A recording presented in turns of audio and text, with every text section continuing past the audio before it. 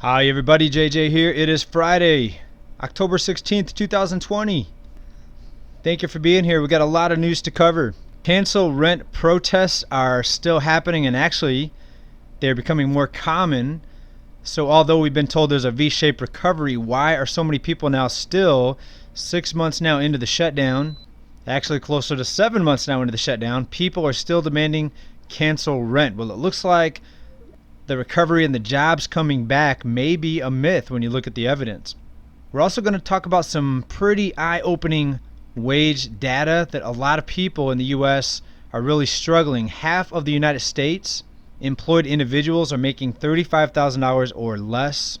Now, before we get started, let's start it off here today on a lighter note. It's been very, very difficult for the average person to find a job. Well, here is an Instagram post. This is a video recording of a female who got a job, and she was pretty excited, and actually they got her on camera. I'm not sure why they were watching her. That's kind of creepy. But here was her reaction after walking out of her job interview that she nailed.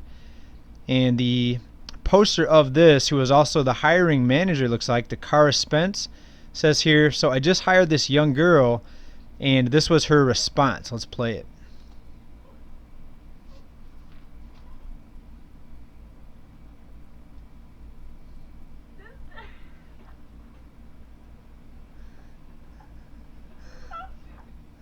All right, so they're watching her on camera. They're laughing at her. She's dancing. And you notice before she did her little victory dance, she went out. She looked for traffic. She made sure nobody was watching. Then she did the dance. I bet she didn't know she was on film. Okay, so let's get into the financial news today. Let's start right here. This is out of SSA.gov.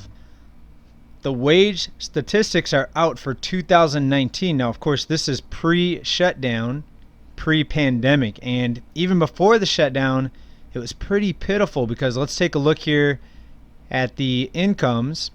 And we have to go to the 50 percentile here. And we see that the incomes for half of America essentially is between $30,000 and $35,000 salary. And these are annual salaries. Now, considering this was pre-shutdown, I wonder how much worse it's going to be, because there have been not only people losing jobs, but many people that kept their jobs had to take a lower wage, and they got nailed with wage cuts in many cases. So it won't be until this year's numbers are compiled until we see the picture of wages, but we know that between 30 and 35,000 it's very, very difficult to get by on. All right, so these are the numbers out of the Social Security Administration. Now, this report was highlighted by a few different websites. I happened to pick this up from the Economic Collapse blog, and they broke down the numbers a little bit. So that's about $2,800 a month, and again, it's very difficult with today's environment, the high cost of living, the inflation that we're all suffering under right now. It's very difficult to get by on that salary.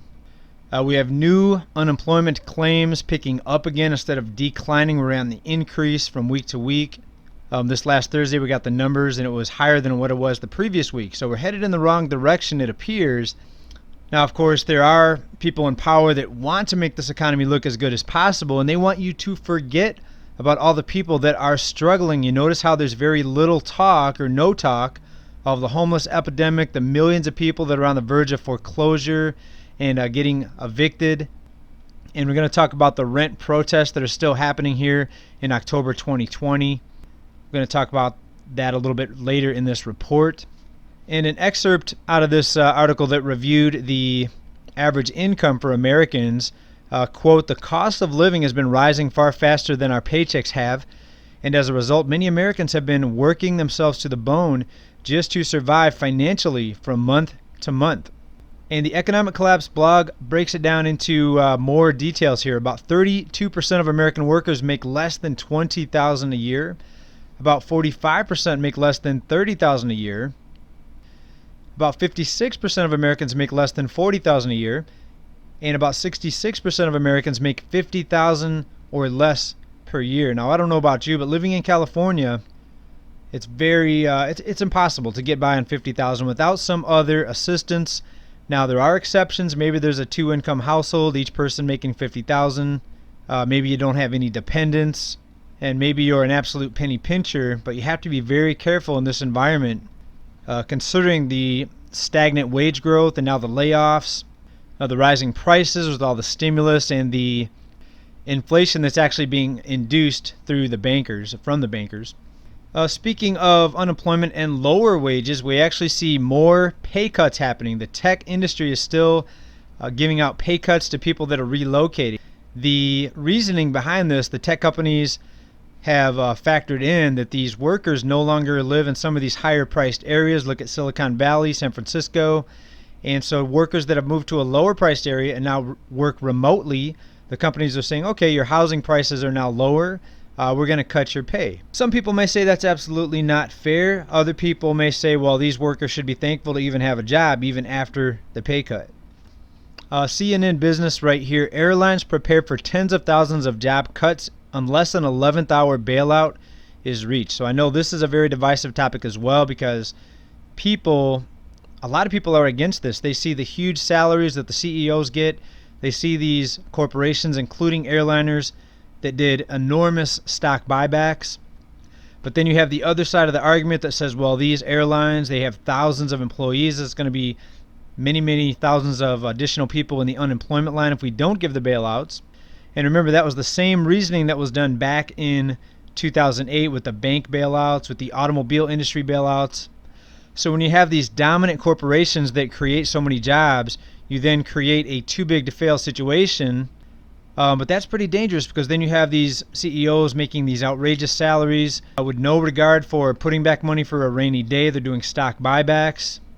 We also have Southwest Airlines. They're one of the most affordable airliners, and from what I've seen, the CEO announces pay cuts to avoid layoffs and furloughs through 2021.